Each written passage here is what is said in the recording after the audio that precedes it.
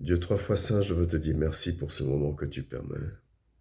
Merci encore pour la présence de tes enfants qui sont connectés. Permets que ce soit un moment d'échange selon ta volonté. Enseigne-nous encore, Seigneur Dieu de gloire, en ce jour. Nous voulons nous laisser conduire par ton esprit. Que ton esprit, Seigneur, prenne le contrôle. Que cette parole nous permette de nous rapprocher de toi au travers de nos actions, au travers du renouvellement de nos pensées. Nous te soumettons toutes choses, nous nous soumettons à toi, nous te donnons toute la gloire au nom de Jésus. Amen. Soyez bénis. Donc, ce soir, nous allons essayer de répondre à une question qui est « Suis-je qualifié ?» Qualifié. Suis-je qualifié pour la mission que Dieu me confie? Est-ce que cette mission, est-ce que j'ai les compétences? Est-ce que je suis la bonne personne? Est-ce que je suis la bonne personne? Est-ce que je fais bien le boulot? Est-ce que je suis qualifié? Par la grâce de Dieu, on va essayer de répondre à cette question-là. Et donc, on va essayer de le faire en suivant différentes étapes. L'Esprit de Dieu va nous aider, va nous conduire. Le passage sur lequel nous allons nous appuyer, c'est Jean 15 au verset 16. Mais avant de lire Jean 15, verset 16, je vais un peu expliquer on va dire, le déroulé du programme d'aujourd'hui. C'est-à-dire que dans un premier temps, on va mettre l'accent sur, on l'a déjà plusieurs fois fait, mais on va mettre l'accent sur l'importance de la mission, du pourquoi nous avons été appelés. On va parler de comment cet appel se manifeste déjà. On va parler de l'importance de la mission. Et ensuite, on va rentrer progressivement dans le côté, est-ce que je suis qualifié pour? Est-ce que je suis digne de cette mission? Et on va finir un peu, ou en filigrane, en tout cas, ce qui va suivre notre enseignement, ça va être le côté de savoir, de prendre conscience de qui nous sommes réellement en Christ, et que l'Esprit nous aide, en prenant conscience de qui nous sommes en Christ, que cela nous aide peut-être, ou certainement même, à changer, à avoir la force de changer certaines choses, à avoir la force et la capacité de changer, de transformer, d'améliorer certaines choses dans notre marche, dans notre vie, pour pouvoir expérimenter cette grâce, pour pouvoir réellement expérimenter cette connexion qu'on doit avoir avec notre Dieu. Parce que la triste réalité aujourd'hui, c'est de voir, c'est toujours une continuité du culte qu'on a eu hier, hein, c'est de voir un peu l'état dans lequel nous, les disciples, aujourd'hui, nous vivons, sans avoir réellement une connexion avec notre Dieu, ou en ayant une connexion qui est tellement fragile avec notre Dieu, qui fait qu'on ne peut pas, en fait, expérimenter totalement l'amour et la gloire de Dieu dans nos vies. On reste, en fait, continuellement à l'étape d'enfant, ce qui fait qu'on est continuellement nourri au lait, au lieu de commencer à manger de la nourriture solide, au lieu de commencer à être dignement appelé, dignement être considéré comme des disciples réellement de Dieu. Donc, toute cette étude d'aujourd'hui, pour répondre à la question « suis-je qualifié ?», va suivre ce cheminement-là, pour qu'à la fin, on puisse partir avec encore de nouveaux éléments. De nouveaux éléments, parce qu'il faut que les bases, une bonne fois pour toutes, soient solides, consolidées, pour qu'on puisse passer à autre chose, parce qu'il est temps qu'on passe à autre chose. D'autant plus qu'on le dit, on le redit, que ce soit au niveau de la MERS ou que ce soit au niveau d'autres enseignements peut-être que vous avez antérieurement entendu, que vous avez peut-être regardé sur les réseaux sociaux ou quoi que ce soit, on dit on n'est pas maître du temps, on ne maîtrise rien dans le temps qui s'écoule. La Bible nous incite même vivement à racheter le temps parce que les temps sont mauvais. Donc c'est des messages très importants que nous devons comprendre. Mais comme si je peux piquer cette phrase à Jésus, que celui qui a les oreilles pour entendre, entende. Et surtout, même niveau d'information, tout dépend de ce qu'on va en faire. Donc, suis-je qualifié? Jean 15, verset 16. Que nous dit la parole de Dieu? La parole de Dieu nous dit ceci. C'est un passage qu'on connaît tous. Ce n'est pas vous qui m'avez choisi, mais c'est moi qui vous ai choisi. Et je vous ai établi afin que vous alliez, que vous portiez du fruit, et que votre fruit demeure. Alors ce que vous demanderez au Père en mon nom, il vous le donnera. Amen. Souvent j'aime dire que la Bible est un recueil de bonnes nouvelles. La Bible est un recueil de promesses. Mais les promesses de Dieu sont liées à une attitude. Les promesses de Dieu sont liées à ce que nous aussi nous allons porter. C'est un couple. Donc ce que j'apporte, ce que l'un et l'autre apportent, permet au couple de fonctionner. Permet au couple de fonctionner correctement. Donc, même si le passage se finit par cette merveilleuse promesse qu'on a tous envie que c'est qu'elle soit vie en nous, on dit « Ce que vous demanderez au Père en mon nom, il vous le donnera. Tout ce que je demande à mon Père, à Dieu, il me le donnera. » Mais la condition, c'est que après avoir été choisi, après avoir été établi, il faut que je parte. Il dit allez, que vous alliez. Que je parte porter du fruit, mais pas n'importe quel fruit, que ce fruit soit durable. Juste dans le verset 16, on a autant de points et d'enseignements qui nous sont sortis.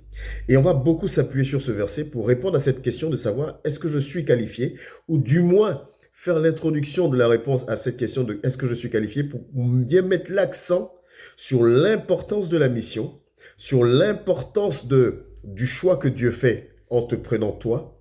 Et donc, on va s'appuyer dessus. Je vais refaire la lecture encore pour qu'on ait bien cette lecture, qu'on soit bien imprégné de ça et que tout le reste qui va en découler soit clair pour tout le monde. Ce n'est pas vous qui m'avez choisi, mais c'est moi qui vous ai choisi.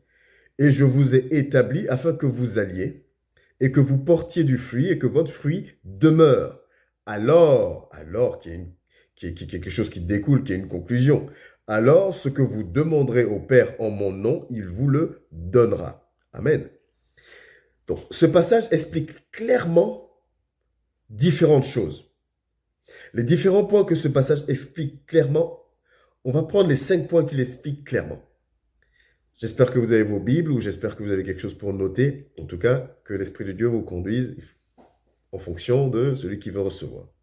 Il y a 5 points dont le passage parle clairement. Le premier point, le passage là nous enseigne, et c'est Jésus qui parle, il dit que ce n'est pas nous qui l'avons choisi, c'est lui qui nous a choisis.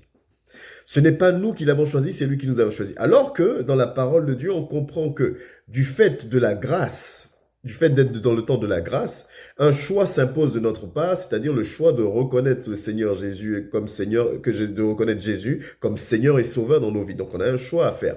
Donc ça veut dire quoi? Si Jésus dit que malgré qu'on ait décidé, nous, de le reconnaître, de l'accepter comme Seigneur et Sauveur dans nos vies, que malgré cette décision-là, il n'empêche que c'est lui qui nous a choisis, ça veut dire qu'on est à 2 niveaux de choix différents, qui se complètent, mais qui sont légèrement différents. Donc, on doit comprendre déjà ce premier point-là. Je ne vais pas entrer beaucoup en profondeur dedans aujourd'hui parce que ça fera, par la grâce de Dieu, l'objet d'un enseignement à titre particulier. Mais le premier point qui ressort de ce passage donc de Jean 15, verset 16, c'est que primo, on a été choisi de Dieu. C'est-à-dire que Dieu a regardé. Il a regardé dans ta famille. Il a regardé dans ton entourage. Il a regardé sur la terre. Il a regardé dans le pays dans lequel tu es né. Il a regardé partout. Et il a dit, je choisis d'appeler un tel, je choisis d'appeler une telle, à mon service. Mais le passage va plus loin. Il dit non seulement il nous a choisis, mais en plus de nous choisir, la parole de Dieu dit qu'il nous établit. Il nous établit comme quoi? Il t'établit comme son disciple. Il t'établit comme son représentant, sa représentante. Il t'établit comme étant une lumière de ce monde. Il t'établit comme étant le sel de cette terre. C'est-à-dire qu'il te choisit, pas juste pour te choisir. Il te choisit et il t'établit. C'est comme un homme, je vais prendre l'exemple dans ce contexte, dans cet ordre-là, qui choisit une femme qu'il apprécie et qui après va l'établir, va en faire sa femme. Ou une femme qui choisit un homme et qui après va en faire son mari. Donc, il te choisit mais il t'établit. C'est important à comprendre parce que on peut être choisi et pas forcément être établi. De la même manière que la parole dit qu'il y a beaucoup d'appelés, mais peu d'élus. La Bible dit qu'il nous choisit et il établit ceux qu'il a choisis. Deuxième point. Troisième point, il dit, ceux que j'ai choisis et que j'ai établis, vous devez aller, vous devez partir. Vous devez aller, vous devez tous partir. Mais ça veut dire quoi, aller et partir? Il dit, je vous ai établi, je vous ai choisi, je vous ai établi, donc c'est pas vous qui m'avez choisi. C'est moi qui vous ai choisi, avec mes propres critères. Et c'est là qu'on va commencer à glisser un tout petit peu sur le côté suis-je qualifié. Je vous ai choisi avec mes critères. Mais avec mes propres critères, je vous ai aussi établi. Et je ne vous ai pas établi juste, et ça rejoint un peu ce que j'aime dire en essayant de vous voler un sourire en disant on n'est pas là pour chauffer les bancs. Je vous ai établi pour une mission, c'est-à-dire aller. Il dit aller porter du fruit. Et il va encore préciser une chose, pas n'importe quel fruit. Il dit porter du fruit qui va demeurer. Il faut que toi et moi, qui avons été choisis, et ça c'est important, je le dis, je le redis, mais c'est important à comprendre, parce que c'est par grâce que nous sommes choisis, pas par mérite. C'est par grâce. Donc il nous regarde et il nous choisit. Il nous choisit et il nous établit. Il nous établit, il t'établit en te donnant un appel ou peu importe, il t'établit. On a dit dans quel sens il nous établit. Une fois qu'il nous établit, il dit allez, allez porter du fruit. Vous devez porter du fruit. Je dois porter du fruit. Parce que comme on l'a maintes fois dit, c'est ce fruit-là qui va parler soit en ma faveur, soit en ma défaveur. D'où l'importance de veiller à ce que mes fruits parlent en ma faveur. Donc allez porter du fruit. Mais que votre fruit demeure. Il faut que le fruit que vous allez porter demeure. Amen. Donc le verset 16 du chapitre 15 va nous informer sur comment ça se passe en fait en amont. Il nous choisit, il nous établit, il nous envoie en mission. La mission, c'est Matthieu 28, verset 19 à 20. Il nous envoie en mission et il nous dit portez du fruit et que je veux que ce fruit, je vous demande que ce fruit-là demeure. Pourquoi je vous parle de Jean 15, verset 16, alors que la question à laquelle il faut qu'on réponde, c'est « Suis-je qualifié ?» Je parle de ce passage pour mettre l'accent sur une chose, sur l'importance de la mission. La mission est clairement définie. La mission est très clairement définie. Je vous l'ai dit, c'est dans Matthieu 28, verset 19. « Allez, faites de toutes les nations mes disciples, enseignez-les, baptisez-les, vous connaissez le passage. » Donc ça, c'est clairement défini. Donc, Jésus qui appelle ses disciples avant de partir, voilà la consigne qu'il leur donne. Ça veut dire que c'est une grande importance. Si à cette mission, on associe le fameux Jean 3,16, car Dieu a tant aimé le monde qu'il a donné son Fils unique, afin que quiconque croit en lui ne périsse pas, mais qu'il ait la vie éternelle. Quand on associe ces trois versets, on va comprendre une chose. Et il faut que tu comprennes cette chose, il faut que je la comprenne. Il faut que tu comprennes que tu as été choisi pour une mission qui tient à cœur à Dieu. Souvent, quand on dit que tu as été choisi, ce qui vient dans notre esprit, ce qui résonne, mais ça c'est une déformation aussi des nombreux enseignements qu'on a eus, qu'on a reçus. J'ai été choisi, ça veut dire que j'ai un appel. J'ai été choisi, ça veut dire que je dois être pasteur, évangéliste, ce que je suis. Donc si j'ai pas d'appel, ça veut dire bon, tout va bien. Non. Du moment que tu es appelé, appel ou pas, mais que Dieu te choisit et fait de toi un disciple, donc il t'établit, on revient toujours dans le verset 16, qu'il t'établit, ça veut dire qu'il attend de toi que la mission qui lui tient à cœur, une fois de plus, Matthieu 28, 19, 20 le prouve, Jean 3, 16 le prouve, que la mission lui tient à cœur. Son objectif premier et méga important, c'est que toi et moi soyons des gagneurs d'âme. Voilà la raison pour laquelle il nous appelle, pour nous envoyer en mission. Donc, moi, ma question qui vient en mon esprit, il y a deux questions. Donc, il y a la première question à laquelle on va répondre. Est-ce que je suis qualifié? Mais la première question qui me vient, c'est pourquoi, pour une mission aussi importante, pourquoi pour une mission aussi importante et aussi exigeante? Parce qu'il est précis. Il y porte du fruit, mais pas n'importe lequel. Donc la mission est très importante pour lui. Elle est très exigeante, cette mission. Il sait ce qu'il veut. Il ne veut pas de tergiversation. Il sait ce qu'il veut. Il t'a appelé. Il dit, pourquoi pour une mission aussi importante ou aussi exigeante, pourquoi Dieu me choisit moi alors? Amen.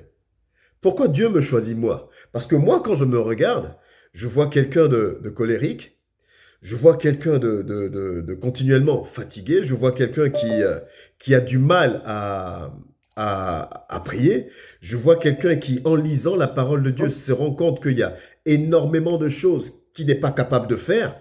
Quand je me regarde, je vois quelqu'un qui s'énerve très vite, je vois quelqu'un qui manque de patience, je vois quelqu'un qui a du mal à pardonner, je vois quelqu'un qui n'est pas instruit, parce que ça aussi, ça entre en ligne de compte. Je vois quelqu'un qui ne sait pas lire, je vois quelqu'un qui ne sait pas parler en public, je vois quelqu'un qui n'est pas capable d'exhorter son frère, même s'il a des connaissances. Je vois toutes ces choses-là. Et donc, je me pose la question de savoir, mais Seigneur, pourquoi pour une mission qui te tient autant à cœur, pourquoi pour une mission qui a une si grande importance et qui est aussi exigeante, c'est-à-dire que tu en as défini chaque paramètre, pourquoi c'est moi que tu appelles? Pourquoi c'est moi que tu choisis? Parce que ta parole me dit que tu m'as choisi. Pourquoi? Parce que moi, quand je me regarde, je ne vois pas en quoi je mérite d'être choisi. Je ne vois pas en quoi je vais être à la hauteur de par mes capacités de ce à quoi tu t'attends de moi. Parce que tu m'as clairement dit que tu attends quelque chose de moi. Et ça, déjà, si j'ouvre une petite parenthèse, ça brise déjà toutes les relations qu'on a avec Dieu qui sont des relations à un sens unique. Seigneur fait, Seigneur fait, Seigneur fait, Seigneur fait, Seigneur fait. Non, si le chrétien fonctionne qu'à sens unique, Si le disciple fonctionne qu'à sens unique, il y a un souci déjà même dans la compréhension, dans l'acceptation de la mission. Dieu attend des choses de moi. Dieu attend des choses de toi. Et c'est pour ça qu'il te choisit. C'est pour ça qu'il m'a choisi. Et c'est pour ça qu'il t'établit. C'est pour ça qu'il m'établit. Et qu'il me dit maintenant, va, allez, porte du fruit et que ton fruit demeure. C'est exigeant. Je ne te dis pas juste d'aller murmurer, j'ai dit que le fruit demeure. Ça veut dire que c'est à toi qu'il revient la responsabilité de gagner des âmes de manière durable. Je vous rappelle, je vous ai dit, gagner une âme à Dieu, c'est pas juste l'inviter dans son assemblée. Gagner une âme à Dieu, c'est lui donner cette envie, ce désir, lui-même, elle-même, cette âme, de se rapprocher, de se connecter à son Dieu. C'est ça, gagner une âme à Dieu. Et c'est pour ça que Jean 15, 16 nous dit que ton fruit soit durable. Que la mission, que l'œuvre que tu mets, que tu accomplis soit durable. Ce n'est pas, tu ne dois pas poser une œuvre éphémère. Parce que c'est super important, une fois de plus, pour Dieu. Donc pourquoi, Seigneur, tu me choisis moi pour une mission aussi grande? Pourquoi tu me choisis moi pour une mission aussi exigeante, aussi importante à tes yeux? Qui suis-je? Et donc on arrive forcément logiquement à cette question-là. Qui suis-je? Je suis qui? Comment me vois-tu? Ça ne vous fait pas penser à une discussion? Quand Gédéon a la discussion avec un ange. L'ange, il lui dit, vaillant héros. Gédéon regarde, il dit, mais tu es sûr que c'est moi que tu vois en disant vaillant héros? Je suis le plus petit de ma famille. En plus, j'appartiens à la famille qui appartient à la plus petite des tribus. Moi, je suis insignifiant. Je suis juste là en train de... Voilà, je suis insignifiant. Et c'est moi que tu appelles vaillant héros. En fait, là, ça nous ramène à ça. Moi, je n'ai pas la capacité, Seigneur, de prier pour que quelqu'un soit guéri. Je n'ai pas la capacité éternelle de conduire quelqu'un dans ta maison. Parce que je n'ai pas la patience. Parce que je n'ai pas la connaissance. Parce que je n'arrive pas. Mais c'est moi que tu regardes et que tu dis, écoute, pour cette mission aussi grande, je t'appelle toi. J'ai vu toute ta famille, j'ai vu tes frères, mais c'est toi que j'appelle. J'ai vu tous tes collègues au travail, mais c'est toi que j'appelle. J'ai vu tous tes potes, tous tes amis, mais c'est toi que je choisis. Seigneur, pourquoi moi? Parce que quand tu m'appelles, je porte le nom que je porte, mon nom de famille, je ne suis pas seul dans ma famille. Mais pourquoi moi précisément? Qui suis-je pour que ce soit moi que tu appelles? À cette question-là, il y a beaucoup de réponses. Amen. Qui suis-je? Il y a plein de réponses. Parce que il y a énormément de réponses déjà qu'on va mettre dans le groupe de la manière dont tu te vois toi-même. Amen. Quand tu te regardes dans le miroir ou quand tu t'examines, on a tous une manière de se voir. C'est-à-dire que on est tous là et puis on va dire, ben moi je reconnais que je suis comme ci, je suis comme ça, je suis comme ci, voilà mes forces, voilà mes faiblesses. Ça c'est dans nos visions. On a chacun une vision de nous-mêmes. On a une vision de nous, ce qui est normal. Il n'y a pas de problème à cela, c'est normal. C'est normal que tu aies une vision de toi, que tu saches plus ou moins qui tu es, comment tu es, quelles sont tes forces et tes faiblesses. C'est normal. Donc le qui suis-je, je peux y répondre en me fiant à ma vision, à la vision que j'ai de moi. Maintenant, le qui suis-je, on peut aussi y répondre en se fiant à la vision que le monde me renvoie. Ce que les gens disent de moi. Parce qu'il y a des personnes qui sont très fragiles et qui vont s'identifier au travers du regard des autres. Ça existe aussi, ce genre de personnes. Parce qu'on lui dit qu'il n'est capable de rien, cette personne va dire, mais moi je sais que je ne suis pas capable de. Parce qu'on va lui dire qu'il n'est pas, comment on appelle ça, qu'il ne sera jamais rien, cette personne va dire, moi je n'essaye même pas parce que je sais que je ne suis pas capable de. Il y a des gens qui s'identifient en fonction de ce qu'on leur dit. Et que ce soit conscient ou inconsciemment, j'ouvre la parenthèse, quand un enfant, durant toute son enfance, on n'arrête pas de lui dire, tu n'aboutiras à rien, tu ne seras rien, tu seras rien, tu vas rien devenir. Sur 10 enfants, il y en a peut-être 6 ou 7 qui vont effectivement se le garder dans l'esprit et qui ne vont même pas se battre pour avancer dans la vie. Il y en a d'autres qui vont avoir cette force de caractère, d'où le premier point qu'on disait, il y a aussi la manière dont tu te vois, qui vont avoir cette force de caractère pour briser cela, même s'il y a des traumatismes ou ce que tu veux, pour avancer. Donc, il y a cet aspect du qui suis-je au travers de moi-même et mon regard, et il y a aussi cette réponse au qui suis-je au travers du regard des autres. D'accord. Bon, s'il y a mon regard, il y a le regard des autres. Ok, il y a l'image que le monde me renvoie. Ce que moi je vois mes limites, je vois mes faiblesses. Le monde, lui, il est encore plus cruel que moi. Le monde, lui, en général, il te descend encore plus. Parce que le diable met tout un système en place, justement, pour te maintenir, les systèmes d'étiquette, pour te maintenir dans une certaine position. Vous voyez, quelqu'un comme un adultère, c'est quelqu'un qui ne changera jamais. Quelqu'un a volé, c'est quelqu'un qui sera toujours voleur toute sa vie. Quelqu'un a menti, il sera toujours menteur toute sa vie. Tu seras toujours colérique toute ta vie. On te met des étiquettes. Le monde est très fort pour te mettre des étiquettes. Mais dans ce cas-là, Si à mes propres yeux, je ne me sens pas digne, parce que des fois on entend ça, oui mais je ne suis pas capable de prier, oui mais je ne suis pas capable d'enseigner, oui mais je ne suis pas capable de, oui mais je ne suis pas capable de, oui mais je ne suis pas capable de, chacun son truc. Mais pourquoi Dieu t'appelle alors pour une mission aussi importante? Pourquoi il t'a choisi toi? Si toi-même tu ne te sens pas capable, si toi-même tu ne te sens pas qualifié, si toi et moi, nous ne nous sentons pas qualifiés, et ça se voit au travers des fois de nos paroles, de ce qu'on proclame ou même de nos attitudes.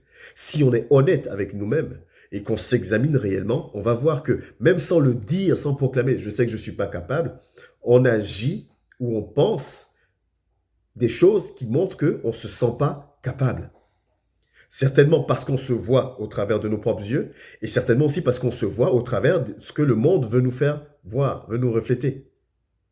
Mais du coup, si lui nous appelle malgré tout ça, ça veut dire qu'il y a une troisième manière de se voir. Il y a une troisième possibilité de répondre à la question du « qui suis-je » Amen. Parce que moi, je ne me vois pas, je ne me sens pas capable, je ne me sens pas équipé. Tu me demandes, moi, de faire le programme du jeudi. Tu es gentil, mais moi, je ne m'en sors pas, je ne suis pas capable. Moi, qu'est-ce que tu veux que je vienne raconter aux gens? Je vais raconter des choses. Quand ils vont me poser des questions, je serai bloqué, quoi que ce soit, je ne m'en sens pas capable. Ça, c'est moi ce que je pense. Bah, tu m'as demandé de faire ça, mais franchement, quand je vois les frères, la manière dont ils réagissent déjà, ne serait-ce que quand je prends le micro, bah, les frères me montrent que je ne suis pas capable. Donc ça, c'est le regard des autres, le regard du monde. Ok. Mais maintenant, Dieu t'a appelé, il t'a choisi. Donc il s'est basé sur lequel des regards? Aux yeux de Dieu, qui es-tu? Amen. Aux yeux de Dieu, qui es-tu? Et là, on va arriver maintenant à la réponse de notre thème. Qui es-tu? Suis-je capable? Je vais te répondre clairement. Oui, tu es qualifié. Oh que oui, tu es qualifié. Tu ne seras pas qualifié tant que tu regarderas à tes propres yeux, par tes propres yeux. Tu ne seras pas qualifié tant que tu regarderas à la manière dont le monde te voit. Tu ne seras pas qualifié. Mais si tu regardes comment Dieu te voit, alors tu comprendras que tu es qualifié. Mais pour te montrer que ce n'est pas une belle parole pour te faire plaisir, on va prendre des passages bibliques parce que toujours attestés sur la base de la parole de Dieu. On va rentrer dans la parole pour que tu comprennes que la manière dont Dieu te voit, si toi-même, tu fonctionnes dans cette manière-là, tu es plus que qualifié même pour la mission pour laquelle il t'appelle. C'est pour ça qu'il n'appelle pas n'importe qui. Amen. Et là, on va aller étape par étape parce qu'il est important que nous puissions comprendre ces choses. Premièrement, vous savez, on définit l'homme, on dit l'homme est soit tripartite, soit bipartite. Ça veut dire quoi? On définit l'homme corps, âme et esprit. Ok? Quand on dit que l'homme est tripartite, on dit l'homme est corps, âme et esprit. Quand on dit l'homme est bipartite, on dit l'homme est corps et âme. Mais dans l'âme, on intègre le mot esprit. Donc, que tu dises tripartite ou bipartite, c'est pareil, c'est juste les deux. Donc, l'homme est tripartite ou bipartite, vous choisissez ce que vous voulez. On va rester sur tripartite. Corps, âme et esprit. L'âme en lequel réside l'esprit. Ok. Gardez ça à la tête. On va prendre Genèse 1 du verset 26 au verset 27. Genèse 1, verset 26 à 27 nous dit ceci. Voilà ce que la parole de Dieu m'enseigne. Genèse 1, 26, 27, j'y suis. Pardon, excusez-moi. Puis Dieu dit, faisons l'homme à notre image, à notre ressemblance, qu'il domine sur les poissons de la mer, sur les oiseaux du ciel, sur le bétail, sur toute la terre et sur tous les reptiles qui rampent sur la terre.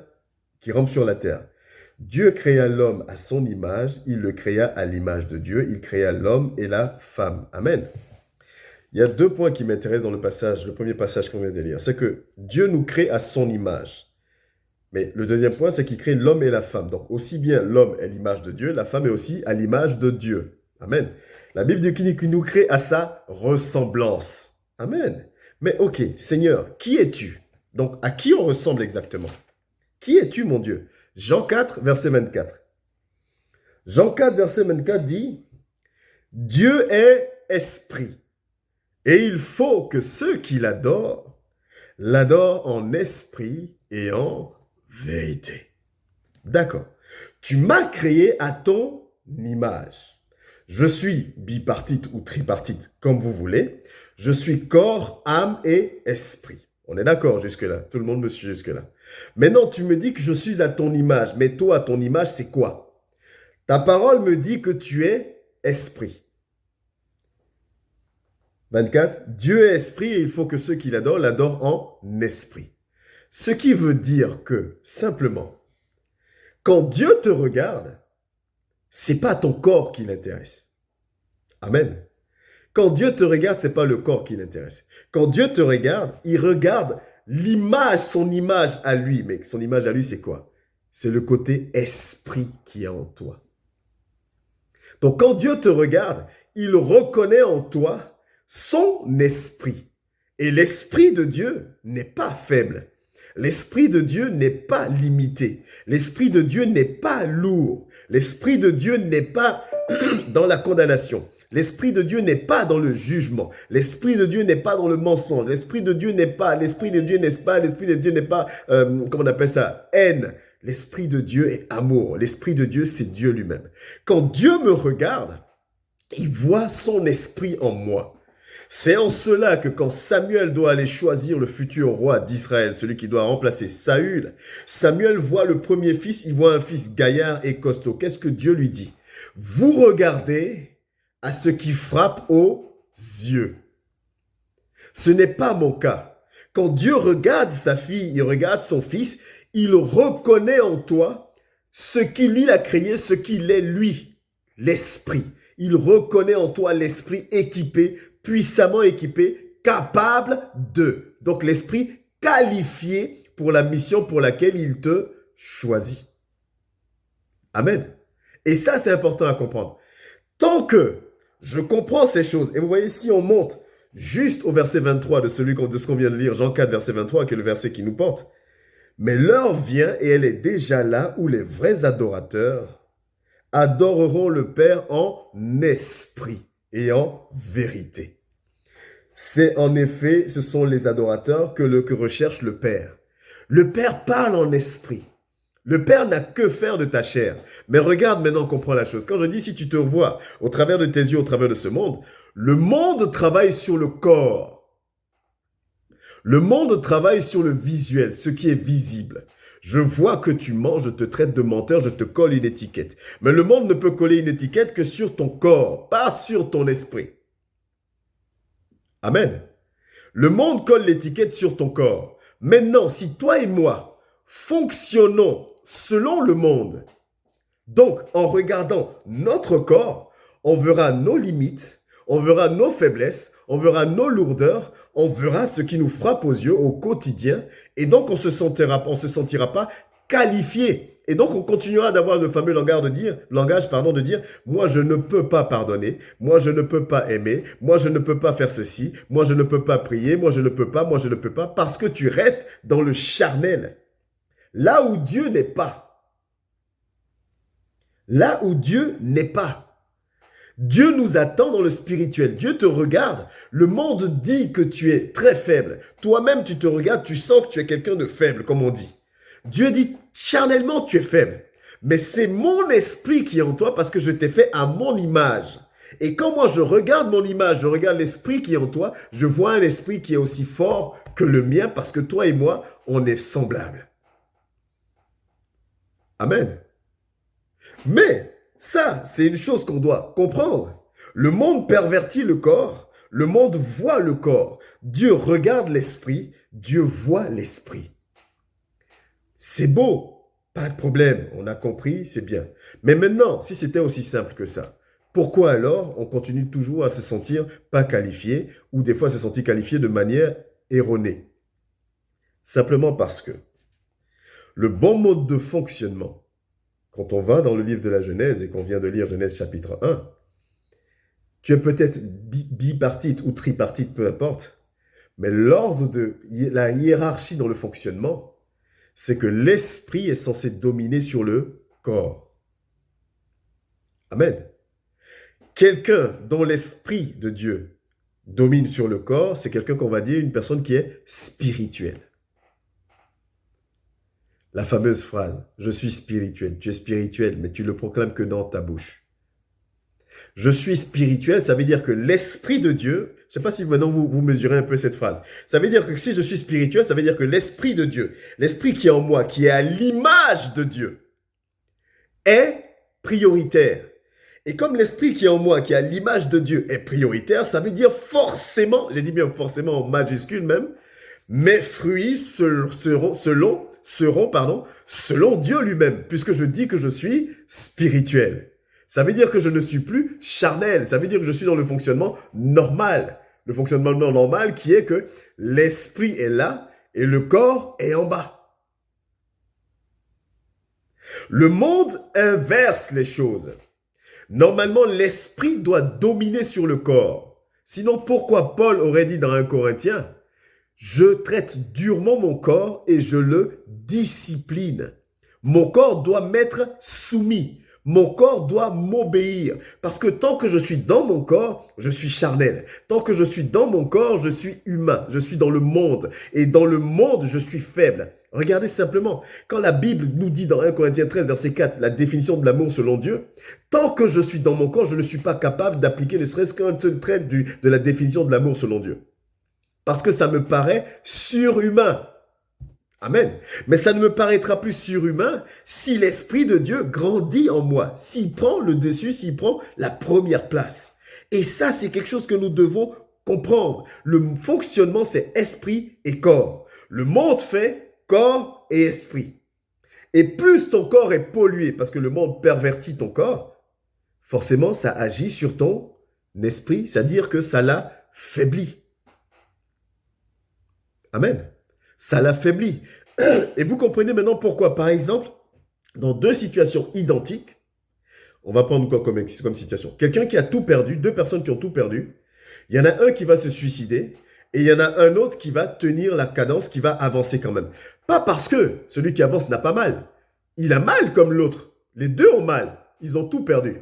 Mais ce qui va faire avancer l'autre, c'est quoi? C'est son mental, comme on dit dans le monde. C'est son mental, c'est son esprit qui va le faire avancer malgré la douleur. Ou l'autre va estimer que la douleur est insurmontable. Il va estimer qu'il ne peut pas passer au-dessus. Parce que cette personne-là est dans la chair. Et c'est vraiment important de comprendre. Le monde nous enseigne.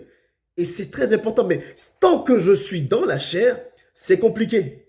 Je ne peux pas être qualifié alors que je le suis parce que en moi, je suis bipartite ou tripartite, une fois de plus comme vous voulez. Mais c'est la partie de moi qui est censée être la chef, qui est censée commander, c'est la partie esprit. Parce que c'est celle-là qui est à l'image de Dieu, qui lui-même est esprit. Donc, je suis qualifié aux yeux de Dieu parce que quand Dieu me regarde, il ne voit pas mes lunettes, mon nez, ma barbe blanche, il ne voit pas ce genre de choses. Et je vais aller même plus loin. Quand Dieu te regarde, il ne voit même pas ta petite infirmité ou ta petite maladie. Il voit en toi l'esprit guerrier qui est en lui. Et c'est pour ça qu'il dit, normalement, même si tu es malade ou quelle que soit la situation, lève-toi, serre-moi. Comme Paul pouvait le faire. Amen. Parce qu'il voit en toi l'esprit qui est en lui. Il sait que lui, c'est un esprit guerrier. C'est le Dieu de gloire, le Dieu guerrier, le Dieu tout-puissant, le Dieu de l'impossible. Et si l'esprit qui est en nous est à son image, ça veut dire qu'en nous, il y a l'esprit de l'impossible, l'esprit guerrier et toutes ces choses. Et donc, Dieu voit ça. Et donc, quand Dieu nous voit baisser les bras pour des choses, alors que normalement, on a autorité sur ces choses, tant on laisse l'esprit prendre le contrôle, ça attriste. Ça l'attriste. C'est en ça qu'on dit n'attristez pas le Saint-Esprit. À chaque fois que je proclame de ma bouche que je ne suis pas capable de, ça révèle que je suis encore que la chair est encore trop forte. La chair doit diminuer. C'est en cela que Jean-Baptiste va parler. Jean-Baptiste va dire une chose. Jean-Baptiste va dire, c'est dans Jean 3. Jean 3, on va lire au verset 30. Jean 3, j'étais déjà quasiment là. Mais le verset 30, c'est là. Jean-Baptiste va dire, il faut qu'il grandisse et que moi je diminue. Jean-Baptiste envoie en fait ses disciples, pour mettre dans le contexte, demander à Jésus parce qu'il se retrouve en prison. Donc il est en prison, ça commence à devenir compliqué, donc il commence à avoir un peu de doute. Et il va envoyer ses disciples à lui, aller voir Jésus pour lui demander, Jésus, est-ce que c'est vraiment toi le Messie ou il faut qu'on en attende un autre? Dis-moi, situe-moi parce que là c'est un peu compliqué. Et Jésus ne va pas lui dire, oui, c'est moi le Messie, ou je suis pas, ou c'est pas moi. Jésus va lui dire, allez dire à Jean-Baptiste que les malades sont guéris, les aveugles voient, allez lui dire tout ce qui se passe. Et ils viennent rapporter ça à Jean-Baptiste. Et Jean-Baptiste va se reprendre en quelque sorte. Jean-Baptiste va dire, ok, la difficulté, la douleur a pris le dessus sur moi. Bon, ok, j'ai compris. Il faut que Jésus grandisse et que moi, je diminue. Comme pour dire, il faut que l'esprit prenne la place et que ma chair diminue. Il faut que la hiérarchie soit remise en place comme voulu par Dieu. Parce que tant que l'esprit grandit, alors je suis plus que qualifié pour la mission. Ça veut dire que je ne baisserai jamais les bras. Je ne baisserai jamais les bras. Mais tant que mon corps domine, alors mon esprit ne pourra pas prendre la place qu'il faut. Parce que le monde met tout en place pour que ton corps domine. Et c'est pour ça que je vous le dis encore, que 1 Corinthiens 9, verset 27, que Paul dit, je traite durement mon corps et je le discipline. La clé, elle est là. Notre corps nous guide, mais quand je dis notre corps, c'est nos émotions, nos sensibilités, nos blessures, ce qu'on aime, ce qu'on n'aime pas, le nous charnel visible. On me parle comme ça me fait mal, on me parle comme ça me fait plaisir. C'est ce nous-là. Paul dit, moi, je ne veux pas que ce corps-là prenne le dessus parce que ce n'est pas l'ordre normal des choses. L'ordre normal des choses, c'est que je suis à l'image de Dieu et l'image de Dieu, c'est Dieu et esprit. On l'a lu dans Jean 4, 24. Et donc, l'image de Dieu, c'est l'esprit qui est en moi. Et c'est cet esprit-là qui doit prévaloir. Amen. Et là, vous allez comprendre une chose. Et là, c'est une révélation que moi, ça m'a fait du bien quand j'ai reçu cette révélation-là. C'est pourquoi Jésus dit à ses disciples, dans Jean 16, on va prendre Jean 16, toujours s'appuyer sur la parole de Dieu, toujours. Jean 16, on va lire du verset 5 au verset 15. La parole. Maintenant, je m'en vais, maintenant je m'en vais vers celui qui m'a envoyé, et aucun de vous ne me demande où vas-tu. Mais parce que je vous ai parlé ainsi, la tristesse a rempli votre cœur. Cependant, je vous dis la vérité, il vaut mieux pour vous que je m'en aille. En effet, si je m'en vais, le défenseur ne viendra pas, si je ne m'en vais pas, le défenseur ne viendra pas sur vous, mais si je m'en vais, je vous l'enverrai. Et quand il sera venu, il convaincra le monde en ce qui concerne le péché, la justice et le jugement. En ce qui concerne le péché, parce qu'il ne croit pas en moi. La justice, parce que je vais auprès de mon Père et que vous ne me verrez plus. Le jugement, parce que le prince de ce monde est jugé. J'ai encore beaucoup de choses à vous dire, mais vous ne pouvez pas les supporter maintenant. Quand le défenseur sera venu, l'esprit de la vérité, il vous conduira dans toute la vérité, car il ne parlera pas de lui-même, mais il dira tout ce qu'il aura entendu et vous annoncera les choses à venir. Il révélera ma gloire, parce qu'il se prendra de ce qui est à moi et vous l'annoncera. Parce qu'il prendra, pardon. Tout ce que le Père possède est aussi à moi. Voilà pourquoi j'ai dit qu'il prend de ce qui est à moi et qu'il vous l'annoncera. Tout ce passage-là, ça veut dire quoi? Jésus annonce à ses disciples, il y a plusieurs passages différents dans les différents évangiles, mais j'ai choisi celui-là. Il dit, les disciples sont tristes quand il annonce qu'il va partir, qu'ils ne vont plus le voir. Ils sont tristes, ce qui est normal. Et Jésus va leur expliquer une chose. Il va dire, vous savez quoi? Il faut que je parte. Il le faut. Parce que si je ne pars pas, le Saint-Esprit ne pourra pas venir. Amen. Mais si je pars, je vous l'enverrai.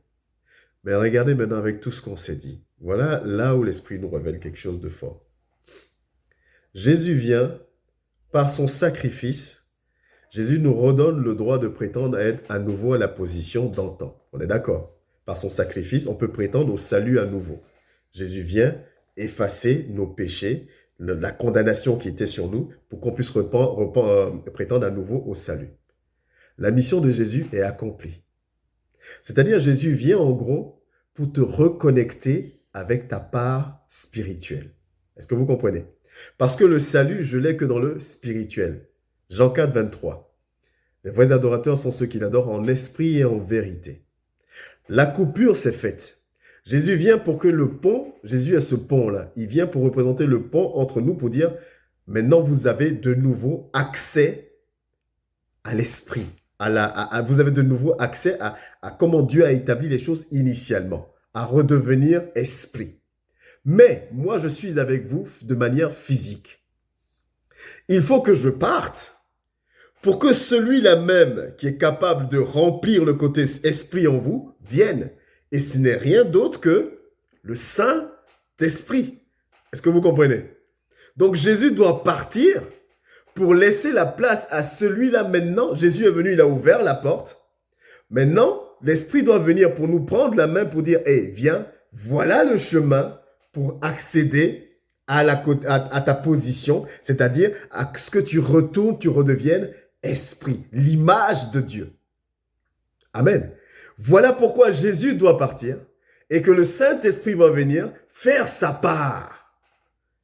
Nous guider. C'est pour ça qu'on l'appelle le consolateur, le défenseur, celui qui va nous enseigner les profondeurs de la parole, parce que c'est lui qui va nous emmener, comme on vient de lire dans le passage. C'est lui qui nous prend et nous emmène, qui nous prend maintenant et nous enseigne maintenant. Nous conduit à ce que nous allions et que nous nous connections maintenant à notre partie esprit, qui est celle-là que Dieu regarde, qui est celle-là qui communique avec Dieu. Le reste n'est que distraction parce que perverti par ce monde. Mais vous voyez, quand on prend par exemple, excusez-moi, je cherche le passage, je vais vous le donner tout de suite.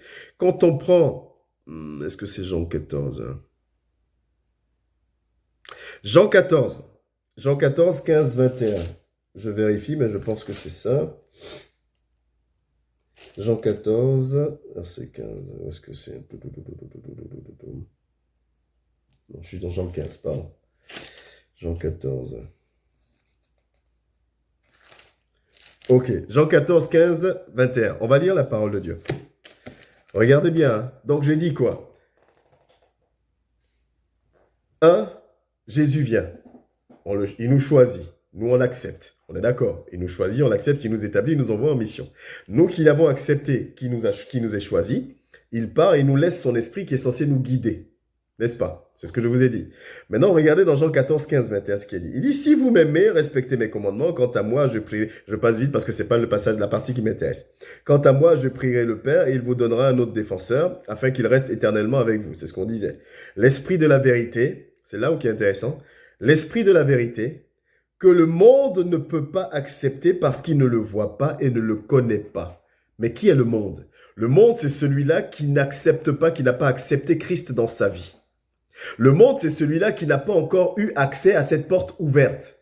Toi et moi qui avons accès à cette porte ouverte-là, nous pouvons recevoir l'Esprit parce que nous avons la porte ouverte devant nous maintenant, donc on peut nous accompagner jusqu'au domaine spirituel. Amen. J'espère que je me fais comprendre. Donc, le monde ne peut pas recevoir. Le monde, c'est qui? Le monde, c'est celui qui ne croit pas en Dieu, qui n'accepte pas Dieu. Ne peut pas recevoir l'Esprit de Dieu parce que le fait que Jésus vient, il ouvre la porte. Mais encore faut-il accepter de se tenir devant la porte en acceptant lui comme Seigneur et Sauveur dans nos vies. Celui qui accepte Jésus comme Seigneur et Sauveur dans sa vie, cette personne-là qui devient disciple de Christ, peut recevoir l'Esprit de Dieu, devient un ayant droit. Comme ce qu'on a dit, je peux recevoir, j'ai droit au Saint-Esprit parce qu'il a été promis et accordé à tous ceux qui croient en Christ. Parce que comme je crois en Dieu, ça veut dire que je suis prêt à me laisser guider par l'Esprit de Dieu. Mais celui qui ne reconnaît pas Christ comme son Seigneur et son Sauveur, celui-là ne peut pas recevoir l'Esprit de Dieu, mais parce qu'il n'a pas cette connexion. Ce pont n'est pas encore établi dans sa vie. Ce pont que seul Christ établit. Parce que notre position, on la retrouve au travers du sacrifice de Christ. Donc, tant que je ne reconnais pas Christ comme mon Seigneur et Sauveur, je ne retrouve pas ce pont-là. Et tant que je ne retrouve pas ce pont, je ne peux pas recevoir l'Esprit de Dieu. C'est pour ça que la parole de Dieu dit que le monde ne peut pas recevoir l'Esprit parce qu'il ne le connaît pas. Mais il dit, mais vous, vous le connaissez. Amen. Vous le connaissez parce que vous avez déjà vu, quand je dis vous, nous avons déjà eu cette connexion de fait au travers de Christ. On sait qu'on est choisi, on a accepté notre choix, on a accepté d'être choisi, on accepte d'aller en mission, donc nous, on peut recevoir l'Esprit de Dieu. Tout ça pour dire que Dieu regarde à ton esprit. Il faut que tu comprennes que tu es plus que qualifié tant que tu marches, tant que tu te vois au travers de l'Esprit de Dieu. Mais si tu te vois au travers de tes propres yeux, tu te sentiras toujours autant pas qualifié. Si tu te regardes au travers de ce que le monde te renvoie, tu te sentiras toujours autant pas qualifié. Je ne suis pas capable de prier. Je ne suis pas capable de conduire une prière. Je ne suis pas capable de prier pour un frère. Je ne suis pas capable de pardonner. Je ne suis pas capable de passer au-dessus. Je ne suis pas capable, je ne suis pas capable, je ne suis pas capable. Tu n'es pas capable de plein de choses. Parce que quand tu te regardes, tu vois tes limites. Tu vois tes faiblesses. Tu vois peut-être tes forces, mais tu vois plus tes faiblesses. Le monde te renvoie plus souvent tes faiblesses. Dieu ne te regarde pas au travers de ton corps, il te regarde au travers de ce qui lui ressemble à lui, c'est-à-dire l'esprit. Et donc, tu dois accepter Christ pour avoir droit au Saint-Esprit qui, lui, est là pour faire sa part du boulot. Nous devons être en esprit. Les vrais adorateurs sont ceux qui l'adorent en esprit et en vérité parce qu'il est esprit. Donc, suis-je qualifié? Oui. Es-tu qualifié? Oh oui, tu es qualifié. Mais tant que toi et moi, nous sommes en esprit. Tant que toi et moi, nous restons connectés en esprit. Ça veut dire quoi? Ça veut dire changeons notre manière de parler. Arrêtons de penser qu'on n'est pas capable. Parce que l'esprit en nous est semblable à celui qui est semblable à Dieu. On a été fait à son image. Ça veut dire que tu ne dois pas avoir... La lourdeur ne doit pas prendre le dessus sur toi. Je reviens encore à 1 Corinthiens 9. La lourdeur ne doit pas prendre le dessus sur toi. La fatigue ne doit pas prendre le dessus sur toi. Les situations de ce monde ne doivent pas prendre le dessus sur toi. Parce que tu es censé être l'esprit combattant, puissant, un esprit de l'impossible qui est en toi, qui est semblable à Dieu. C'est en cela qu'on disait encore hier au culte que Paul, malgré son mal, Paul a couvert une zone géographique qui est beaucoup plus large que ce que les 11 autres disciples ont fait. Pourtant, Paul avait mal. Mais Paul marchait, se déplaçait de ville en ville, de pays en pays pour annoncer la parole. Paul ne s'arrêtait pas pour dire, comme j'ai mal, je ne peux pas, Seigneur, je vais rester dans cet endroit-là. Au moins, je suis là, je ne fais pas trop de déplacements parce que toi-même, tu vois que j'ai mal. En plus, je te demande de me soigner, tu ne me soignes pas. Donc, je vais rester là. Je vais faire la mission, hein, mais je vais rester dans mon coin. Le mal de Paul n'a pas empêché Paul de faire tout ce qu'il faisait. Il était malade, il avait ce mal-là. Il partait en prison, on le fouettait, la parole de Dieu nous enseigne. On le fouettait du matin jusqu'au soir. Mais rien n'empêchait Paul de partir. Pourquoi? Parce que Paul avait compris qu'il fallait que soit rétabli l'ordre normal. Esprit et ensuite corps. Donc il dit, mon corps, je te discipline, je te traite durement parce qu'en aucun cas je vais dépendre de toi. Paul était fatigué comme toi et moi. Il y avait des moments où Paul était fatigué. Il y avait des moments où Paul s'énervait. Il y avait des moments où Paul n'avait pas envie. Toutes ces choses que tu ressens, Paul le ressentait. C'était un homme fait de chair et de sang. Prenons l'exemple d'Élie. Élie qui était un prophète puissant. Élie n'a-t-il pas fui devant Jézabel? Élie a fui devant Jézabel. Pourtant, c'était un prophète au travers duquel Dieu manifestait sa puissance. Donc ces hommes-là étaient comme nous. La seule différence, c'est qu'à un moment donné, nous, on reste dans le charnel et on laisse le diable nous convaincre que ça, c'est suffisant. Ce n'est pas suffisant. L'esprit en toi est semblable à Dieu lui-même. Et l'esprit de Dieu est l'esprit de l'impossible. On dit Dieu est le Dieu de l'impossible. Rien n'arrête mon Dieu. Donc si l'esprit en moi est semblable à celui de Dieu, rien ne doit m'arrêter dans la mission. Rien ne doit m'arrêter dans la mission. Rien ne doit m'arrêter dans la mission. Absolument rien. Donc, si je suis spirituel, si je suis en esprit, je suis plus que qualifié pour la mission. Mais tant que je reste dans la chair, je ne suis pas qualifié. On va te dire prie, tu vas dire non, je ne sais pas prier. On va te dire modère, non, je ne sais pas le faire. On va te dire soutiens tel frère, mais qu'est-ce que tu veux que je dise au frère et à la sœur? Il faut que tu as l'esprit, tu es semblable à Dieu. Tu es un Dieu sur terre, tu es un petit Dieu. Souvent on dit, tu es un petit Dieu puisque l'esprit en toi. Mais tu es un petit Dieu à la condition que ce soit l'esprit de Dieu qui domine. On est qualifié à la condition que l'Esprit de Dieu domine, règne, qu'on lui donne la première place. Mais pour ce faire, j'ai très souvent la question. J'ai très souvent la question, c'est, comment on appelle ça? Comment, on me pose souvent la question, on me dit, docteur, comment je peux faire pour être en esprit? Vous savez, on aime bien le mot, pour être spirituel. Mais pour être spirituel, c'est l'enseignement que je suis en train de donner ce soir. Il faut comprendre simplement la chose. Parce que quand on ne comprend pas, c'est là où on se laisse embobiner par plein de doctrines, plein d'enseignements qui n'ont ni queue ni tête. On te dit tu es spirituel parce que tu prends l'huile d'onction pour mettre sur toi. Non, tu es spirituel simplement parce que tu as rétabli l'ordre des choses. L'esprit domine sur le corps. Là, tu es spirituel. Ça ne veut rien dire d'autre.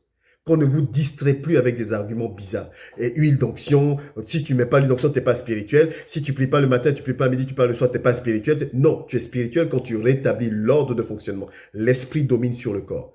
L'ordre de fonctionnement selon le monde, c'est le corps domine sur l'esprit. Et tant que le corps domine sur l'esprit, tu n'es pas qualifié. C'est en ça que Jésus dit, que mon Père coupera tous ceux qui ne porteront pas du fruit. Vous comprenez maintenant, et pendant que je parle, l'Esprit me révèle ça en même temps, et merci Saint-Esprit. Vous voyez, pourquoi ça explique comment Dieu sera strict. Est-ce que vous voyez ce que je veux dire? Dieu sera très strict et intransigeant. Ce n'est pas une question d'amour là. Parce que Dieu, regarde, il dit, mon ami, en toi, il y a un esprit semblable à moi. En toi, il y a un esprit qui est capable de tout. En toi, il y a un esprit qui est capable de tout supporter. En toi, il y a un esprit qui est créateur, qui est dominant, parce que c'est un esprit qui me ressemble. Et toi, tu me dis que tu ne peux pas le faire parce qu'on ne t'a pas dit bonjour. Et toi, tu me dis que tu ne peux pas le faire parce que tu as mal à la tête. Et toi, tu me dis que tu ne peux pas le faire parce qu'on ne t'écoute pas. Et toi, tu me dis, tu me sors tous les arguments, alors qu'en toi, j'ai mis mon esprit. Je t'ai créé à mon image. Et c'est l'argument que toi, tu vas me sortir. Non, ça ne marchera pas. Et c'est ça qu'il faut qu'on comprenne. Et ça explique pourquoi Dieu sera totalement intransigeant avec toi et moi. Il va regarder qu'aux fruits. En fait, les fruits montrent la preuve, les fruits sont la preuve que soit moi ou toi, nous avons rétabli l'ordre des choses. Mais tant que nous ne rétablissons pas l'ordre des choses, c'est en ça que plein de situations de ce monde vont encore avoir le dessus sur nous.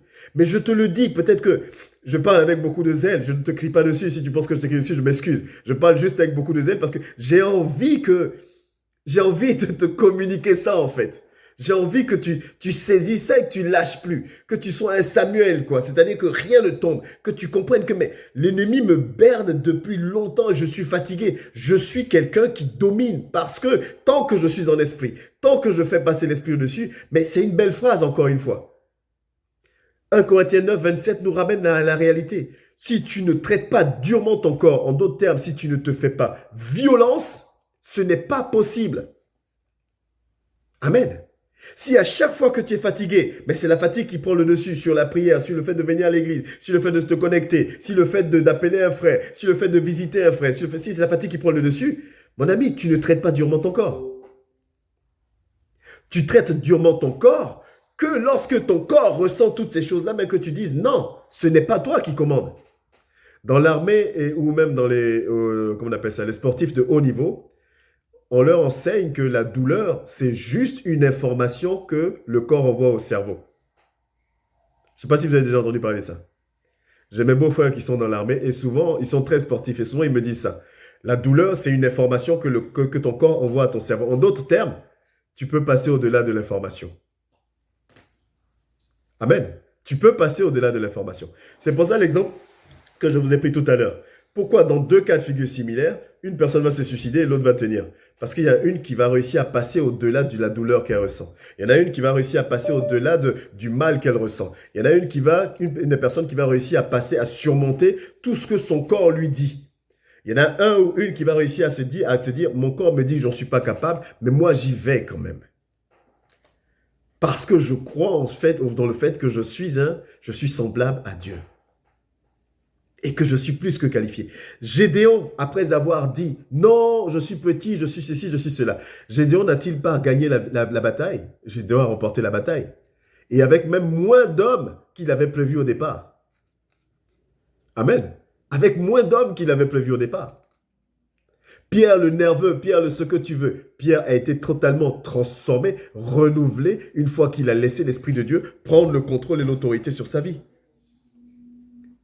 La douleur est juste l'information. Ton corps te dit non, ne fais pas parce que. Ton corps te dit non, ne fais pas parce que. Toi, fais-le. Fais-toi violence et fais-le. Fais-toi violence et fais-le. Nous devons le faire. Nous sommes plus que qualifiés, mais rétablissons l'ordre des choses. L'esprit et le corps. Le corps ne doit pas dicter ta manière de fonctionner. Ta blessure ne doit pas dicter ta réaction. C'est l'esprit. Et ça se voit, je vous le dis en plus depuis un certain temps maintenant. Paul et Pierre, quand ils ont reçu l'esprit, la transformation, quand l'esprit est monté au-dessus du corps, mais les douleurs, les blessures, les énervements, tout ce qu'ils avaient avant, ça a disparu. C'est le corps qui est soumis à ces choses-là. Est-ce que vous comprenez ce que je veux dire? C'est mon corps qui est soumis à ça. C'est mon corps qui réagit quand tu ne me dis pas bonjour. C'est mon corps qui réagit quand tu me tapes. C'est mon corps qui réagit quand tu me blesses. Mon esprit ne réagit pas à ça. Mon esprit ne s'abaisse pas à ça. Parce que mon esprit est l'image de Dieu. Mon esprit n'est pas atteint par le fait que tu me dises bonjour ou pas.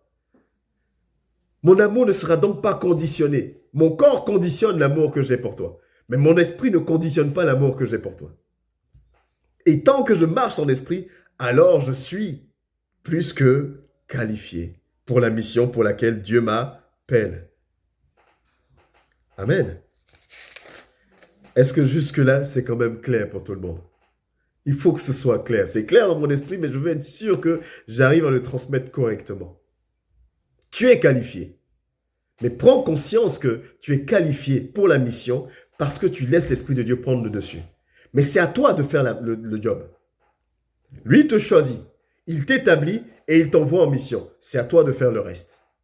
C'est pas lui qui a discipliné le corps de Paul, n'est-ce pas? Sinon, Paul aurait dit, Dieu traite durement mon corps et le discipline. Paul dit, je traite durement mon corps et je le discipline. C'est pas Dieu qui va le faire pour toi.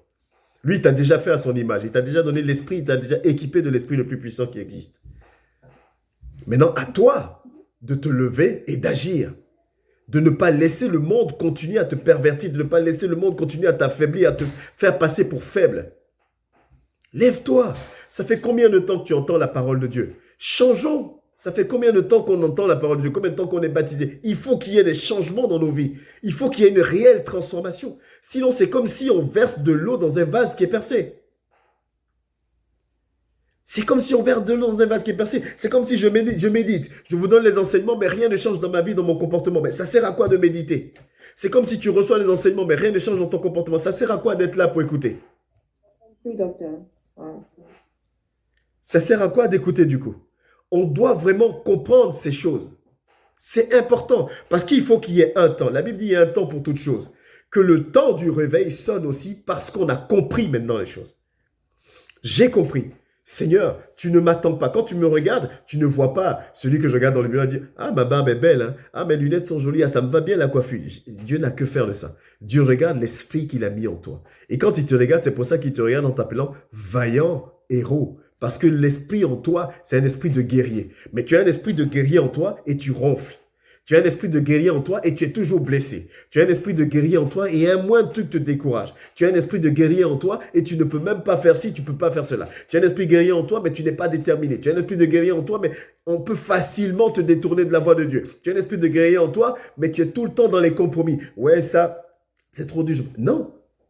On fait passer Dieu pour un menteur et c'est pour ça qu'il est strict. Il dit, vos fruits parleront pour vous. Vos fruits me montreront si vous avez traité durement vos corps, si vous avez discipliné vos corps, si vous avez rétabli l'ordre normal des choses et que donc l'Esprit de Dieu, mon esprit en vous, domine. C'est vos fruits qui me le montreront. Parce que tu peux dire ce que tu veux, tu peux proclamer ce que tu veux, mais c'est tes fruits qui montreront les choses. Voilà pourquoi aujourd'hui on est là, on n'arrête pas de pleurer, parce qu'on pleure, on crie à Dieu, on prie, on ne sait même pas prier, on se fait rattraper par Jacques. On prie, on ne reçoit même pas. On prie, on demande des choses, on ne reçoit pas. On nous enseigne des choses qui nous emmènent à gauche, à droite. Hier encore dans le culte, on a dit quoi? On a compris une chose, c'est pas souvent enseigné dans les assemblées malheureusement parce que ça fait peur. On a dit tu peux prier toute ta vie et rester malade jusqu'à ta mort. C'est pas parce que Dieu ne t'accorde pas la guérison qu'il n'est pas avec toi. Mais aujourd'hui, qu'est-ce qu'on nous enseigne dans les églises? Viens à l'église, prie ton Dieu, il va te guérir. Oui, il est capable de te guérir, comme il est capable de dire, je ne te guéris pas non plus. Qu'est-ce qu'il a répondu à Paul? Il a dit, ma grâce te suffit. N'est-ce pas? Il n'est pas obligé de dire oui. Qu'est-ce qu'il a dit à Moïse? Il a dit, c'en est assez. Tu vas voir Canaan de loin, tu ne rentreras pas à Canaan. Arrête de m'embêter avec les questions. C'est ça, Dieu. Mais aujourd'hui, on est dans l'évangile de la prospérité. On veut appâter les gens. On dit, viens, tu vas trouver le mari. Si Dieu a décidé que tu ne te marieras pas, tu ne te marieras pas. Simplement, ce qu'il attend de toi, c'est que quel que soit X, tu continues de le servir. Que ton objectif soit que ton nom soit marqué dans là-haut, que tu dans le livre de vie là-haut, que tu rentres dans ta gloire, que ta gloire commence sur terre ou qu'elle prenne place à la Nouvelle Jérusalem, toi continue de glorifier ton nom, sur le nom de l'Éternel. Paul ne vivait pas dans l'abondance. Paul avait des moments où il manquait de tout. Paul disait quoi? J'ai appris à vivre dans l'abondance comme dans le manque. Ça veut dire qu'il y a des moments où il avait faim. Il y a des moments où il avait, il y a des moments où il n'avait pas. Mais en aucun cas, qu'il ait faim, qu'il soit dans l'abondance ou dans le manque, le refroidissait en plus de son mal. Rien n'arrêtait Paul, rien n'arrêtait Pierre, rien n'arrêtait les 11 autres dès qu'ils ont reçu l'Esprit de Dieu. Mais nous, aujourd'hui, tout nous arrête. Disons-nous la vérité, tout nous arrête. Et rien nous arrête, et rien nous refroidit, et rien nous alourdit. Mais on justifie tout. On arrive à tout justifier. Qui n'est pas fatigué? Tout le monde est fatigué. Je suis enrhumé. La semaine dernière, j'étais malade. Amen. On est fatigué. On a nos familles, on a notre travail, on cherche l'argent parce que c'est compliqué, il faut vivre. Tout le monde est fatigué. Mais Dieu dit, moi, faites de moi ma priorité. On a lu le passage. Il dit, si moi, je ne suis pas prioritaire, sur ta femme, tes enfants, ton mari, ton papa, ta maman, même sur ta propre vie, tu n'es pas digne d'être mon disciple. C'est ce qu'il a dit. Est-ce qu'on connaît ce Dieu-là réellement? On joue avec lui. On joue avec... Aujourd'hui, je suis chaud. Demain, je suis froid. Aujourd'hui, je suis chaud. Demain, je suis froid. Mais je suis spirituel. Hein. Tu n'es pas spirituel. Je ne suis pas spirituel. Aujourd'hui, je souris. Demain, je ne souris pas. Aujourd'hui, je suis gentil avec toi. Demain, je ne te parle plus. Aujourd'hui, je suis doux avec toi. Demain, je deviens... Mais tu n'es pas spirituel. L'Esprit de Dieu aime sans distinction. Quand tu es spirituel, tu aimes sans distinction. Quand tu es spirituel, ton amour n'est pas conditionné à ce que les autres te montrent. Amen. Ton amour n'est pas conditionné à l'amour qu'on te renvoie. Tu aimes malgré qu'on te hait. Dieu dit quoi? Prie pour ton ennemi. Donne-lui à manger. Charnellement, tu ne peux pas. Il y a différents niveaux d'ennemis, mon ami. Et ça, tu le sais si on veut être honnête. Il y a des ennemis, c'est celui qui te critique. Celui-là, ça va. Mais l'ennemi, celui qui cherche à te tuer, c'est un autre niveau d'ennemi. Mais lui aussi, il faut que tu pries pour lui. Humainement, tu ne peux pas. Si on ne rentre pas dans le spirituel, mais on est là, on est converti, on vient à l'église, on fait des sacrifices. C'est pour ça que la Bible dit quoi? L'obéissance vaut mieux que le sacrifice. L'obéissance vaut mieux obéir à la parole de Dieu, coûte que coûte, vaille que vaille, et au-dessus de tout. Dieu nous appelle à ça. Dieu nous appelle à ça. Tu es qualifié, tu es même plus que qualifié tant que tu restes en esprit. Tant que tu te bats pour restaurer le bon fonctionnement. L'esprit d'abord, le corps après. Ce n'est pas le corps qui dicte ce qu'il a à faire. Et ce que je suis en train de te dire, je suis le premier concerné. Je dois me faire violence. Dieu m'attend là, parce qu'il m'a équipé là. Il a dit, on a lu dans Jean 15, 16, voilà la mission, je vous choisis, je vous établis et je vous envoie. Allez porter du fruit et que votre fruit soit durable. Mais nous, on est là, on joue, on tourne. Et encore un autre enseignement qui est erroné qu'on nous donne. On pense que l'ennemi nous attaque simplement en nous mettant dans le manquement. Non, mon ami, l'ennemi peut te donner le travail que tu veux. L'ennemi peut te bénir financièrement. Parce que tant que tu es béni financièrement, tant que tu es distrait, tu n'es pas selon la volonté de Dieu. Il faut qu'on comprenne ces choses-là. C'est pour ça que c'est un peu délicat de toujours prêcher l'évangile de la prospérité dans tous les sens. C'est un peu délicat, mais c'est la réalité. Tu peux vivre une situation et prier ton Dieu durant toute ta vie. Dieu te dira non, j'agis pas. Tout ce que j'attends de toi, c'est que tu fasses mon œuvre malgré cela. La Bible nous le montre. C'est pas moi qui vous le dis, la Bible nous le montre. Toujours s'appuyer sur la parole de Dieu. Mais aujourd'hui, on va dans l'église, on dit viens à l'église, tu vas te marier. Tu cherches un mari, va, Dieu va te donner un mari. Maintenant, tu t'en vas, tu te maries avec un chrétien ou une chrétienne. La personne te fait vivre la misère. Maintenant, tu dis ah, mais on m'a dit que même les chrétiens maintenant font ça aussi. Mais oui, les chrétiens aussi font ça maintenant. Puisque l'église est remplie de personnes spirituelles dans la bouche, mais pas spirituelles dans le cœur. Pas spirituelles réellement. On doit comprendre ces choses. Je t'exhorte vraiment, toi qui es connecté, et je suis en train en même temps d'enregistrer celui qui reverra ce message-là. Je t'exhorte. Comprends, saisissons. Rétablissons l'ordre des choses. L'esprit, corps. L'homme est tripartite et c'est en aucun cas, ou bipartite si tu veux, en aucun cas le corps qui doit dominer. Et dans 1 Corinthiens 9, avant le verset 27, Paul prend l'exemple des athlètes. Pour être champion du monde, pour battre le record du monde, ils surmontent la douleur. Ils surpassent leur douleur. Ils n'écoutent pas leur... Enfin, ils n'écoutent pas. Ils connaissent leur corps, mais ils vont au-delà de ce qu'ils doivent faire. Je me rappelle quand on était encore jeune et qu'on avait les abdos. Bon, ça, c'est il y a très, très longtemps.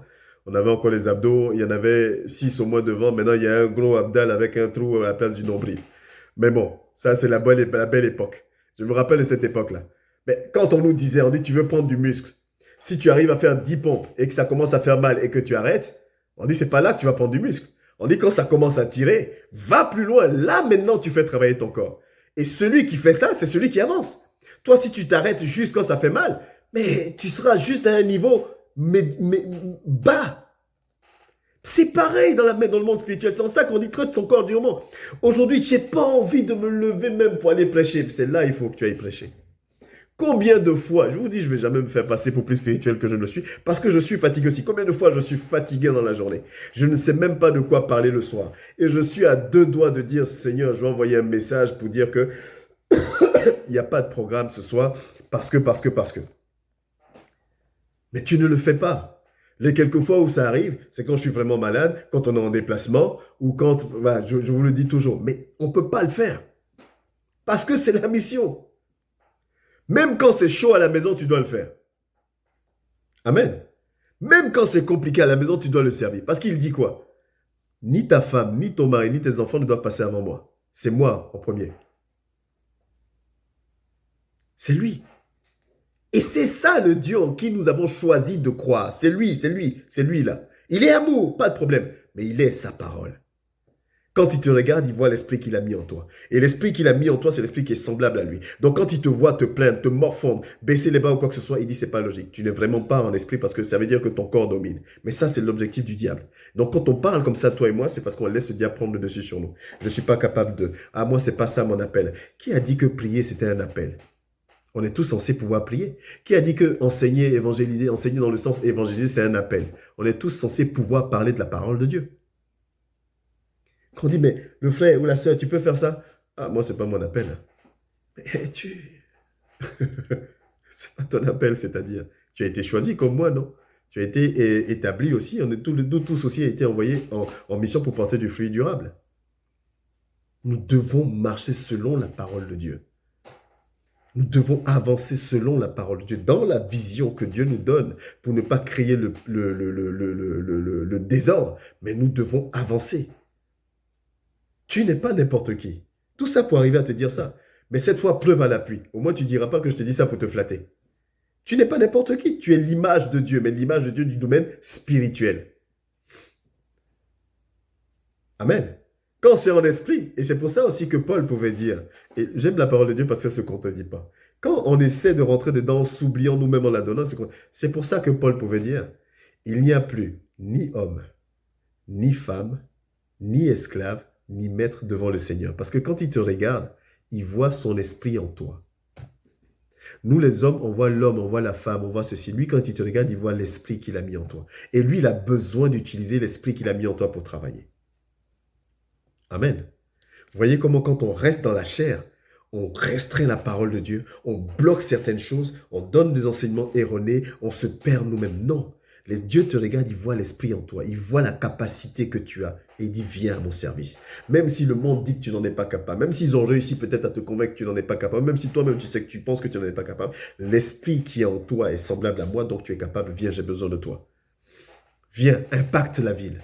Viens, impacte ton entourage. Viens, impacte ta famille. Viens, impacte la vie de tes enfants. Viens, impacte. Viens, agis. Viens, agis. Traite durement. Parce que ne pense pas que ça va être simple. Ton corps va se rébeller. Ton corps va vouloir prendre le dessus. Parce que ton corps fait partie de ce monde aujourd'hui. Il est perverti par ce monde, par le péché. L'Esprit de Dieu me met un truc à cœur que je vais vous dire et puis je vais terminer là. Adam et Ève, avant le péché, ils ne mouraient pas. On est d'accord. Il n'était pas censé mourir, n'est-ce pas? Je vais vous montrer que le corps est vraiment perverti et que c'est le corps, par le corps que l'ennemi travaille. Adam et Ève n'étaient pas censés mourir. Quand le péché vient dans le monde, Dieu met tout un système en place pour qu'on retrouve notre position initiale. Mais dans notre position initiale, on n'est pas censé mourir non plus, n'est-ce pas? Adam et Ève ne devaient pas mourir. Dans notre position initiale, on n'est pas censé mourir. Mais n'empêche que Dieu dit quoi? Vous allez être revêtus de nouveaux corps. Ça veut dire que le corps qu'on a là, lui, c'est fini. Il est perverti. Il appartient, c'est l'ennemi, c'est le diable. Tant que tu marches par tes convictions, par tes pensées, par tes sentiments, par machin truc, ce n'est pas de Dieu. Dieu restaure sa relation. Dieu restaure sa relation, mais il ne restaure pas ton corps. Il veut que tu aies un nouveau corps. Parce que celui-là, c'est bon. Le péché l'a perverti. Le péché est rentré. Le diable a droit sur ce corps-là maintenant. Donc, il faut qu'on passe en esprit. Et c'est ça qui est important à comprendre. Je te donne cet enseignement. J'espère que l'esprit te met à cœur que c'est important pour toi. Que c'est important et que nous devons comprendre. Il y a connaître, il y a comprendre avant d'appliquer. Il y a 3 étapes. Je dois connaître, je dois comprendre avant d'appliquer. Si je veux appliquer sans comprendre, je vais appliquer mal. Si je veux appliquer sans connaître, je ne peux pas parce que je ne connais pas. Donc, il y a connaître, comprendre et appliquer. C'est en ça que la parole de Dieu dit examiner la prophétie. Le mot est lâché, examiner. C'est pour ça à chaque fois je vous donne les passages. Je vous donne le truc, vous notez, vous allez vous rentrer dans la parole, examiner. Parce qu'il faut que je connaisse, que je comprenne pour pouvoir mettre en pratique. Sinon, ça ne marche pas. Sinon, ça ne marche pas et je n'avance pas, je ne grandis pas et je reste là à être ballotté entre le matin, je suis content, l'après-midi, je suis triste, après, je suis encore content, après, ça va, on me donne une bonne nouvelle, je suis content, on me donne une mauvaise nouvelle, je suis pas content. Je fais le yo-yo comme ça. Le diable joue avec moi comme il veut. Alors que Dieu me dit, soyez toujours joyeux. Mais je ne peux pas être toujours joyeux si je suis dans ma chair.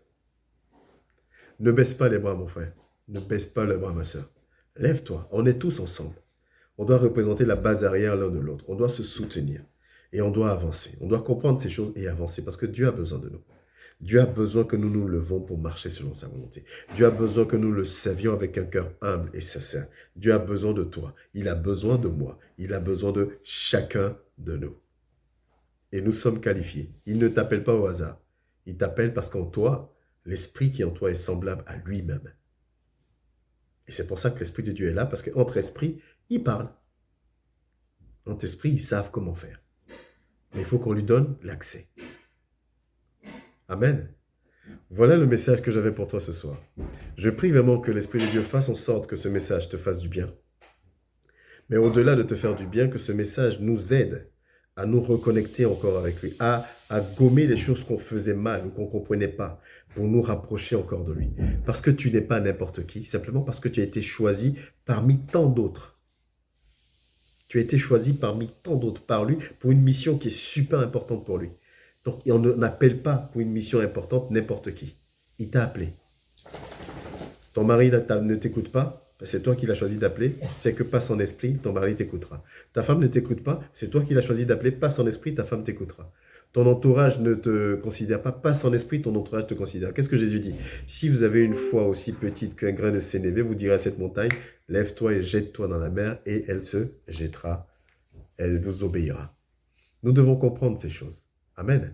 Que Dieu nous bénisse, qu'il nous garde, qu'il nous fortifie, que son esprit continue à nous guider, à nous enseigner, à nous donner la force et la détermination de traiter durement nos corps et de continuer à marcher selon sa volonté, pour rester connectés à lui. Et pensons les uns aux autres, dans la prière, dans les appels, dans les messages, soutenons-nous, c'est ça. La Bible dit, la vraie église, la véritable religion, c'est s'occuper de la veuve et de l'orphelin. La véritable religion, c'est de penser entre frères et sœurs. Pas forcément s'appeler pour parler de Dieu, on peut s'appeler pour parler de n'importe quoi parce qu'on se soutient, on est ensemble, on crée une communion. Et ça, c'est important. Que Dieu vous bénisse. Passez une excellente soirée. Bon, il nous reste encore 9 minutes. S'il y a des questions ou des points sur lesquels vous voulez que je revienne, n'hésitez surtout pas.